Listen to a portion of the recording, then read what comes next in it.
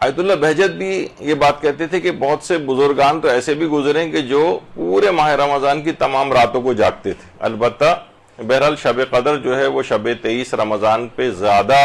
رجحان ہے. علماء کا جو روایات اس سلسلے میں آئی ہیں کہ شاید زیادہ قوی بات یہ ہے کہ شب 23 رمضان ہی شب قدر ہے. اچھا، آیت اللہ سیستانی بھی یہ بات فرماتے رہے ہیں اور آیت اللہ خوئی بھی یہ بات کہتے تھے کہ بہرحال شب 23 خاص طور 21 اور 23 میں رجحان ہے، اور اس میں بھی 23 کا رجحان جو ہے وہ زیادہ ہے. جس شب 27 کا روایات میں شب قدر کے عنوان سے یاد نہیں کیا گیا ہے اس کو، لیکن اس رات کو بھی آیت اللہ سیستانی بھی یہ فرماتے ہیں، ان سے سوال لکھ کے پوچھا گیا ہے، اور دیگر مراجع کا بھی یہ نظریہ ہے کہ یہی اعمال قرآن یا اعمال شب قدر یہ شب 27 رمضان کو بھی رجاء مطلوبیت کی نیت سے انجام دیے جا سکتے ہیں، بلکہ آخری تمام راتوں کو بھی. اور اس میں بھی انشاءاللہ آقا سیستانی فرماتے ہیں کہ جو ہے وہ رات بھر جاگ کر عبادت کا ثواب اور وہ سب بھی انشاءاللہ پروردگار اس کے اندر بھی ویسے ہی ثواب آپ کو دے گا. لیکن یہ کہ بہرحال شب قدر کے عنوان سے تو شب 27 کو یاد نہیں کیا گیا ہے. البتہ ایک کیونکہ ہم ایسے معاشرے کے اندر رہ رہے ہیں کہ جو کہ غیر شیعہ مسلمان حضرات کا بھی یہی اس معاشرے کے اندر اکثریت ہے، تو وہاں پر شب 27 بڑے اس سے منائی جا رہی ہوتی ہے بڑے اہتمام سے. حالانکہ ان کے ہاں بھی 21 کی روایات بھی ہیں، 23 کی روایات بھی ہیں، آخری تمام طاق راتوں کی روایات بھی ہیں. البتہ کچھ شہرت شب 27 جو ہے وہ پا گئی ہے، لیکن ان کی بھی علماء اہل سنت کی بھی اکثریت اس بات کی قائل ہے کہ ضروری نہیں ہے کہ شب قدر جو ہے وہ ہر سال ایک ہی رات ہو. ان کا نظریہ یہ ہے کہ شب قدر ہر سال الگ الگ رات ہو سکتی ہے، کبھی 21ویں ہو سکتی ہے، کبھی 23ویں ہو سکتی ہے، کبھی 25ویں ہو سکتی ہے، کبھی 27ویں ہو سکتی ہے، کبھی 29 ہو سکتی ہے. تو آخری تمام طاق راتوں میں ہی احتیاطاً جاگ کر عبادت انجام دے لی جائے تو آپ کو شب قدر حاصل ہو جائے گی. ان کے بقول ہمارے ہاں آخری طاق راتوں کے اندر بھی جو طاق راتیں ہیں آخری عشرے کی، اس میں بھی 21ویں 19ویں یعنی 21ویں 23ویں میں زیادہ خصوصیت ہے اور 23 میں اور زیادہ خصوصیت ہے. اچھا، اب ایک البتہ شب 27 کی ایک دعا آتی جس پہ لوگ اس پہ ذرا اعتراض کرتے ہیں کہ جو 27ویں دن کی جو دعا ہے ماہ مبارک رمضان کی، اس کے اندر یہ آیا کہ اللہم ارزقنی فیہ فضل لیلۃ القدر، کہ اے پروردگار آج کے دن مجھے لیلۃ القدر کا فضل عنایت فرما. تو اس کا مطلب یہ ہوا کہ جو ہے اس کا کوئی تعلق شب 27 کا شب قدر سے ہے. تو ابھی جیسے میں نے کہا کہ بہرحال شب 27 جو ہے وہ شب قدر کے عنوان سے تو نہیں ہے، اور یہ البتہ ایک دعا ہے کہ یعنی آپ 27 رمضان کی کو بھی عبادت کر کے آپ کہہ رہے ہیں کہ پروردگار مجھے اس دن شب قدر کا فضل عنایت فرما. وہ تو آپ عام دنوں میں بھی دعا کر کے خاص طور پہ کہہ سکتے ہیں. اچھا، میں ابھی تھوڑا سا یہ چیز بیان ہو جائے. بہت سی روایات میں یہ بات بھی آئی ہے کہ جس وقت انسان جو ہے وہ پیاس میں پانی پیتا ہے اور اس وقت امام حسین علیہ السلام کو یاد کرتا ہے، اللہم صلی علی محمد و آل محمد،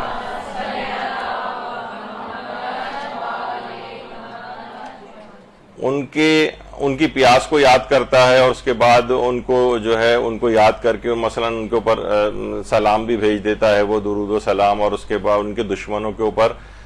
جو ہے وہ نفرین اور لعن کرتا ہے اس موقع پر پانی پیتے وقت، تو اس کو بھی شب قدر کا ثواب جو ہے وہ دیا جاتا ہے.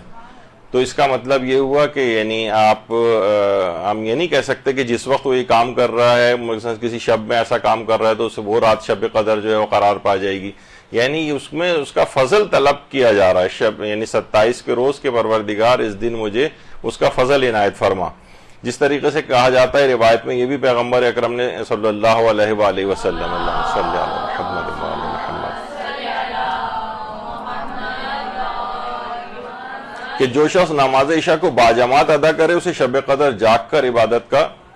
ثواب دیا جاتا ہے. یعنی شب قدر جاگ کر جو عبادت انجام دیتا ہے کوئی شخص، تو یعنی اس میں بھی کوئی شخص نماز عشاء کو باجماعت ادا کرے اور خدا سے اس بات کا تقاضا کرے کہ مجھے اس رات شب قدر کا جو ثواب پروردگار عنایت فرمائے. اسی طرح سے پیغمبر اکرم یہ بات بھی ارشاد فرماتے ہیں کہ جو شخص سورہ قدر کی تلاوت کرے گا اللہ اس کو ماہ رمضان میں روزے رکھنے اور شب قدر میں جاگتے رہنے کا ثواب عنایت فرمائے گا۔ اس کا مطلب ہے عام دنوں میں بھی آپ سورہ قدر کی تلاوت سے شب قدر کا ثواب حاصل کر سکتی ہیں اور پروردگار سے دعا کر سکتی ہیں کہ اس سورہ قدر کے کی تلاوت کے نتیجے میں آپ کو شب قدر کا ثواب عطا فرمائے۔ آیت اللہ شیخ محمد سند جو اس وقت بھی عراق میں ہیں اور بڑے علماء اور مجتہدین میں ان کا شمار ہوتا ہے اور ان کا درس خارج وغیرہ بھی نجف میں ہوتا ہے، تو یہ آیت اللہ شیخ محمد سند یہ فرماتے ہیں کہ ان کے جو استاد تھے آیت اللہ ہاشم آمولی، آیت اللہ ہاشم آمولی فرماتے تھے کہ شب قدر جو ہے نا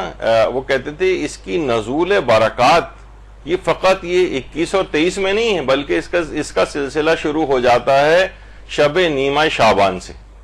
آیت اللہ ہاشم آمولی فرماتے تھے کہ شب قدر کے فضائل اور نزول برکات کا سلسلہ 15 شعبان سے شروع ہو جاتا ہے، شب 15 شعبان سے، اور فرماتے ہیں یہ سلسلہ چلتے چلتے ماہ رمضان المبارک تک آتا ہے، یہ برکات اور رحمتیں نازل ہوتی رہتی ہیں یہاں تک کہ شبہ قدر آ جاتی ہیں 19ویں 21ویں اور 23ویں، اور پھر آگے بڑھتی ہوئی 25 27 29 اور یہاں تک کہ سلسلہ نزول برکات کا شب قدر کے حوالے سے یہ شب عید تک یہ سلسلہ چلتا ہے، شب عید تک۔ تو اس لحاظ سے شب قدر کی جو جب یہ ان سے پوچھا گیا کہ بھئی شب 27 گزرنے کے بعد جو 27ویں دن کی جو دعا ہے ماہ رمضان المبارک کی اس میں بھی کہا جا رہا ہے کہ شب قدر کا فضل عنایت فرما، تو انہوں نے کہا کہ اصل میں یہ اس کی نزول برکات آیت اللہ ہاشم آمولی کے حوالے سے بات بیان فرمائی، یہ تو 15 شعبان سے سلسلہ شروع ہوا ہے اور وہاں سے ہوتے ہوتے پھر یہ شب قدروں تک سلسلہ آیا اور اس کے بعد شب عید الفطر تک یہ نزول برکات کا سلسلہ شب قدر کا رہے گا۔ تو بہرحال اس لحاظ سے اس کی فضل کو طلب کرنا عام دنوں میں، عام راتوں میں یا کسی بھی عمل کے ذریعے بہرحال انسان دعا کر سکتا ہے پروردگار سے کہ پروردگار مجھے روزانہ ہی شب قدر کا ثواب عنایت فرما دے، کچھ ایسے اعمال بھی بالخصوص اگر انسان اس لحاظ سے انجام دے۔ تو یہ جب ہی آپ نے دیکھا ہوگا کہ جو روایت آئی ہے حضرت پیغمبر اکرم صلی اللہ علیہ وآلہ وسلم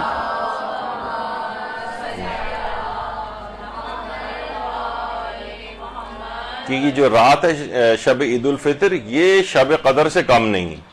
یہ کیوں یہ بات کہی گئی؟ اسی وجہ سے کہ یہ نزول برکات کا سلسلہ شب نیمہ شعبان سے شب عید الفطر تک چلتا رہتا ہے۔ اچھا، البتہ ایک کتاب ہے جس کے حوالے سے لوگ شب 27 کے حوالے سے میں گفتگو کر رہا تھا نا اس سے پہلے کہ نہیں، اس میں بھی رجاء مطلوبیت کی نیت سے اعمال قرآن بھی آپ کر سکتی ہیں، اعمال شب قدر بھی انجام دے سکتی ہیں، بلکہ ہمارے استاد محترم تو یہ بات بیان فرماتے ہیں کہ یعنی اس کی شب 27 جو ہے وہ کم و بیش سے تقریباً وہی حیثیت ہے جس طرح ہمارے ہاں 19 اور 21 کی ہوتی ہے۔ شب 23 کی تو خیر یقیناً بہت زیادہ اہمیت ہے، لیکن وہ فرماتے ہیں عبادات کے اعتبار سے شب 27 کو بھی اور اللہ سے پروردگار سے فضل بھی چاہ سکتا ہے انسان کہ اس رات عبادت انجام دے اور شب قدر کا ثواب پروردگار سے تقاضا کرے۔ تو انوار خمسہ کے نام سے مقدس زنجانی کی ایک کتاب ہے جو اردو ترجمہ بھی ہوئی ہے، خمسۃ الانوار جو ان کی کتاب ہے اس کا یہ اردو ترجمہ ہے، اس کے اندر ایک پوسٹ وائرل کی جاتی ہے، یعنی شب 27 کو ایک لحاظ سے کہ اس رات نہ کوئی شخص عبادت انجام دے نہ کچھ کرے، اس کے اندر یہ یعنی اب اس کا لب لباب اور خلاصہ اس کا یہ ہے کہ جب 26 رمضان کا دن تھا جب مدینے میں یہ اطلاع پہنچی 40 ہجری میں کہ امیر المومنین ضرب ابن ملجم سے جاں بر نہیں ہو سکے اور 21 رمضان کی صبح کو دار فانی سے کوچ کر گئے، تو اس اطلاع سے پورے مدینے میں ایک عظیم کوہرام برپا ہو گیا کہ قیامت کا سما ہو گیا۔ لیکن دوسری طرف جب شام میں حاکم شام کو اطلاع ملی تو اس نے اس دن کو عید کے طور پر منانے کی خاطر 27 رمضان کی شب کو شب قدر ہونے کا اعلان کیا، مسجد عموی میں چراغاں کیا گیا، یہاں تک کہ 27 رمضان کی شب بڑے اہتمام سے منائی جاتی ہے۔ یعنی اس کتاب کے اندر انہوں نے کہا کہ یہ لکھا ہوا ہے کہ سنت رسول میں کہیں بھی شب 27 کی خصوصیت کے ساتھ شب قدر کو نہیں بتایا گیا، نہ اسلامی تاریخ میں اس کا وجود ملتا ہے، نہ خلفائے ثلاثہ کے دور میں اس کا کوئی وجود تھا اس کا۔ تو بہرحال یہ خاص طور پر حاکم شام نے مولا کی شہادت کی خوشی کے اندر اس رات کو شب قدر قرار دیا، اور کتاب کا حوالہ اس لحاظ سے انوار خمسہ کا جو ہے یہ دیا جاتا ہے۔ اچھا اب دیکھیے بعض اوقات حوالے بھی جو ہوتے ہیں نا اس کو اس طرح سے چیک کر لینا چاہیے. لوگ کہیں گے دیکھیے اس کتاب کا نام ہے قم سے چھپی ہوئی کتاب ہے اور اس کے اندر یہ بات لکھی ہوئی, اس کا اردو ترجمہ بھی ہو گیا ہے اور یہ اصل پیج ہے اس کا. اس میں آپ نے دیکھا کہ یہ پوری بات وہی لکھی ہوئی ہے جو ابھی میں نے آپ کو پڑھ کر سنائی, لیکن آخر میں بریکٹ میں نیچے یہ کیا ہے, یہ پوری چیز بریکٹ میں ہے. اور یہ ناشر نے سب سے آخر میں دیکھیں لکھا ہوا ہے ناشر, یعنی یہ خود مقدس زنجانی جو عالم دین ہے ان مجالس کی کتاب ہے. یہ عام طور پر اس میں کوئی ایسے مضبوط حوالے بھی نہیں ہیں لکھے ہوئے ہیں, لیکن یہ کہ یہ چیز